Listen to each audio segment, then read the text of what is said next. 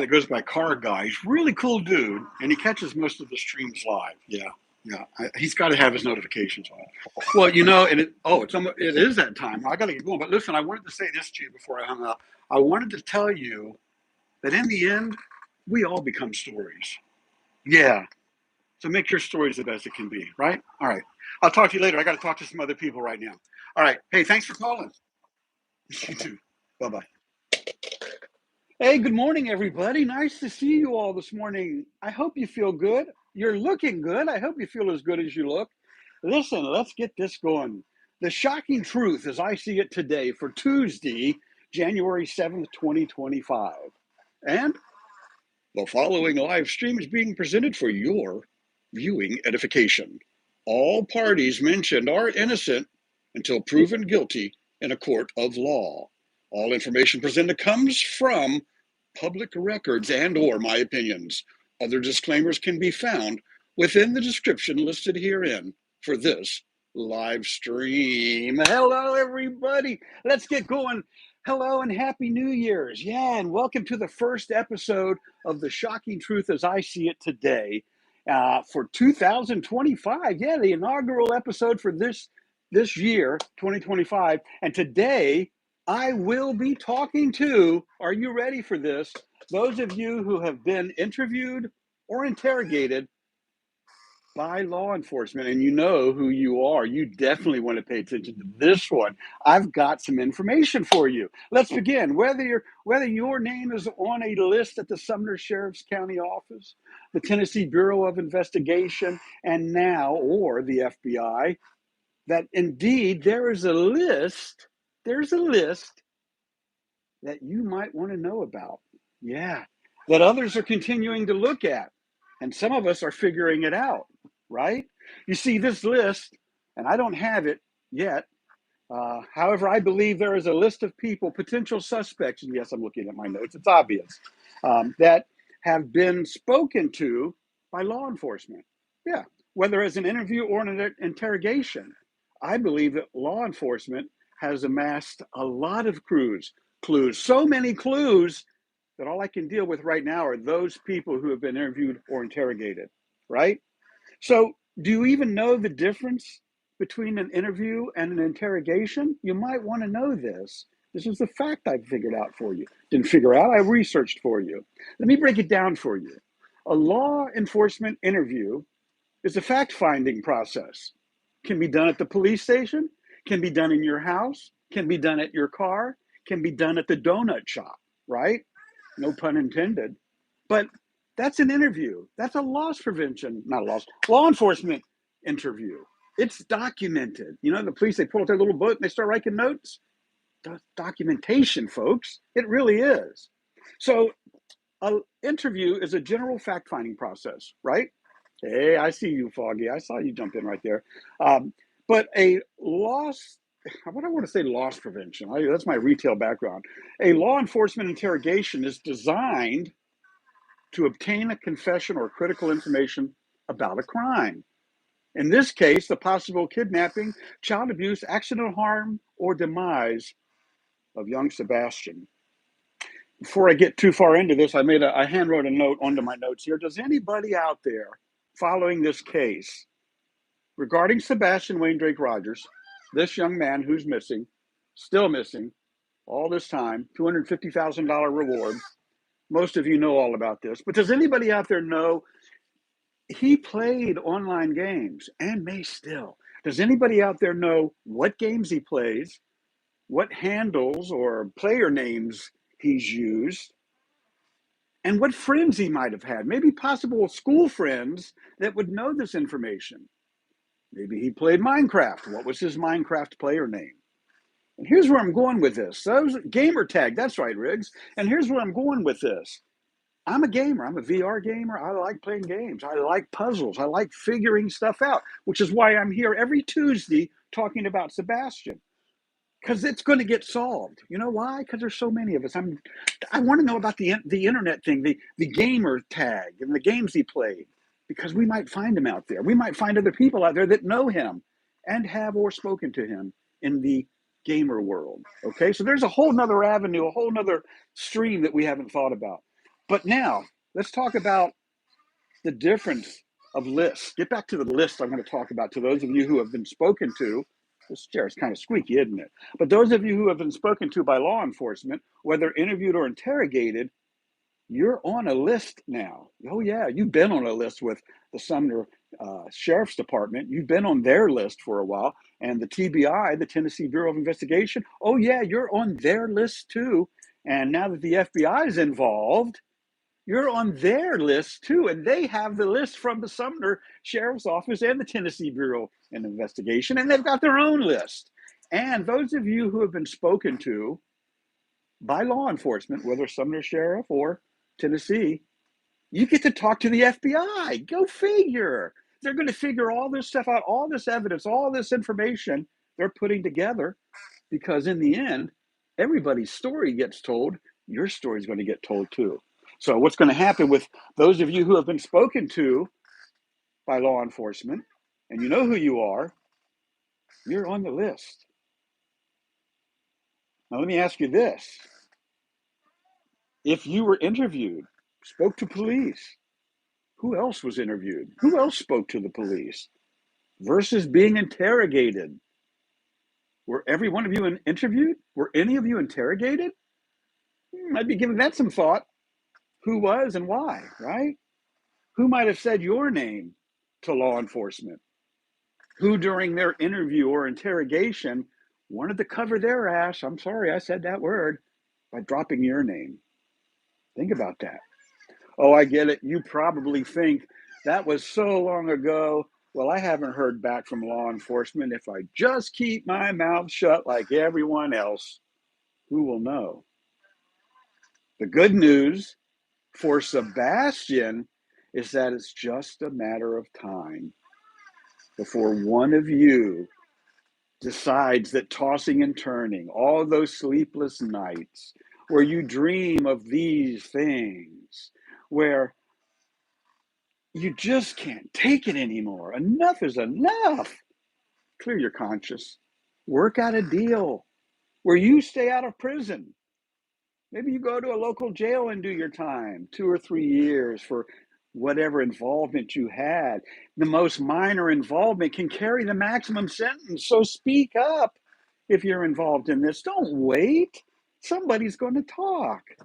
I haven't even mentioned the $250,000 reward that's an incentive for some of these people out there. And those of you who keep secrets like that, aren't you worried that somebody else keeping your secret might finally decide to step up and do the right thing?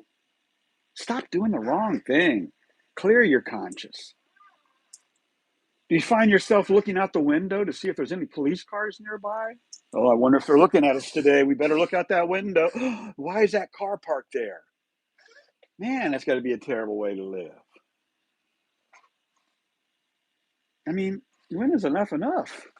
Do you find yourself thinking that the holiday this year, the Christmas, New Year's, these holidays were sadder than any holiday you've ever had in your life because you know about what happened to Sebastian Wayne Drake Rogers?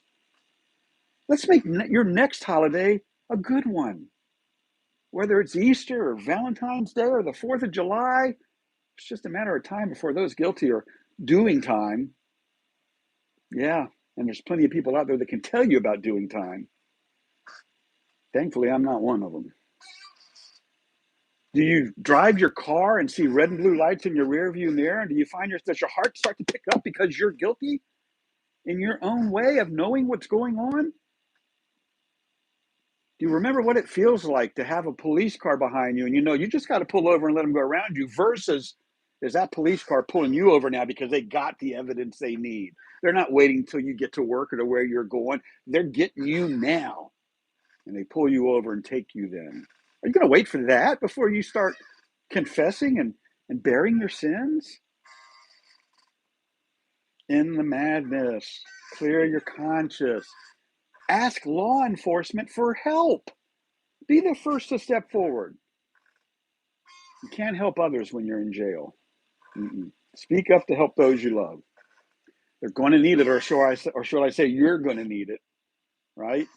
When he speaks up, or her, Fact is, there is a list of potential suspects, and you yourself are probably on it because you've spoken to the police in one way or a form or another. They've interviewed you, and you didn't even realize you were being interviewed, but you're on that list.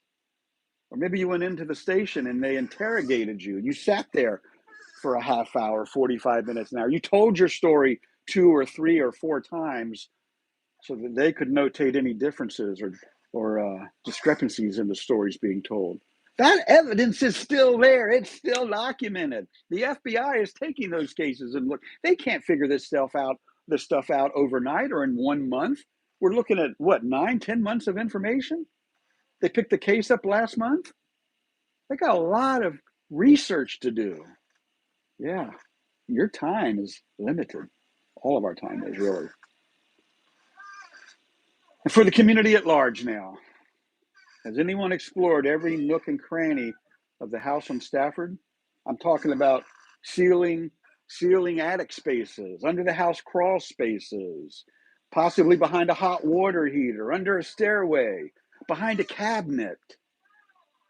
Is anyone even living in that house anymore? Has Chris or Katie been in that house on Stafford since all this happened?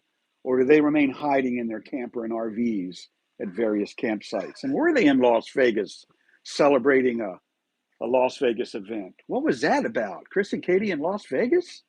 Anybody else hear that one? I don't know. Could Sebastian have tucked himself somewhere in the home that both Katie and Chris never even thought about?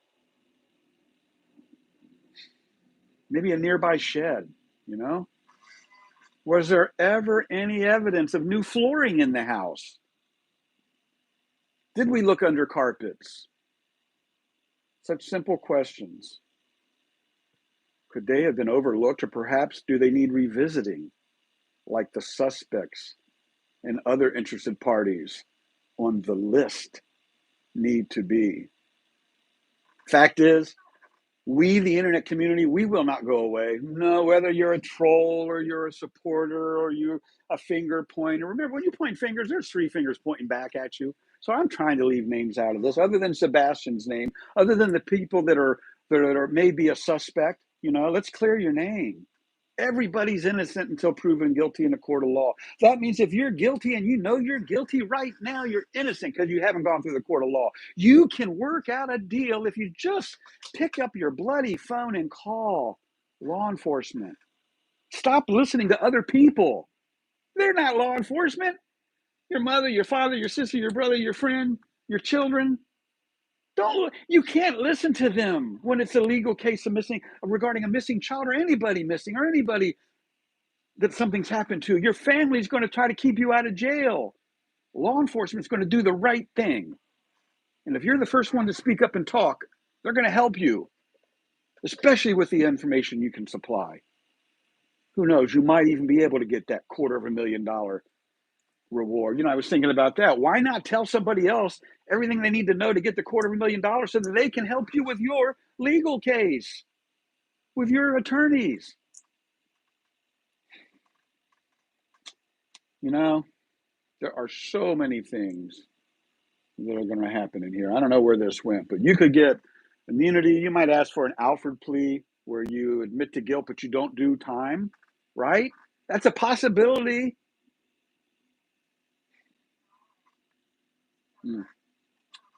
We, the community, will not go away. From the most barbaric of trolls to those who truly want to see this case solved without ridiculing others, without laughing at other YouTube content creators that are all doing their thing, whether they're making money or not. I'm not making money doing this. Heck, I can't figure out how to get YouTube to pay me. Anybody that can, I welcome to help. But am I getting off on disrespecting other content creators, or am I doing my best to stick to the subject? And on Tuesdays, that subject is and will forever be Sebastian Wayne Drake Rogers, or until he is found and this case is closed. And that, I say, that's the shocking truth as I see it today, right here, right now. I have Tuesday, December 24th. I know it's January 7th, 2025. It's the 1-year anniversary of my mom passing, so I can never forget this day. wonder how many of you will never forget the day that you know Sebastian passed, if he passed. Speak up. Catch me live daily on YouTube for the rest of my life. Remember, hug those that you love or care about or that look sad. You never know when your hug might be the last hug that they ever get. Stop thinking about yourself. I've done that my whole life. Let's start thinking about others, okay? And tonight, when you pray, if you pray, please add Sebastian's name and those who love him to your prayer list. That's the list to be on, not the suspect list. If you want to be on my prayer list, send me a text, leave me a prayer request in the comments. I'd be honored to pray for you. And with that, that is the shocking truth for today. I got to get out of here. You trolls have got a lot of work to do, picking me apart and editing your videos. I have fun doing what I'm doing, but right now, this is not for fun.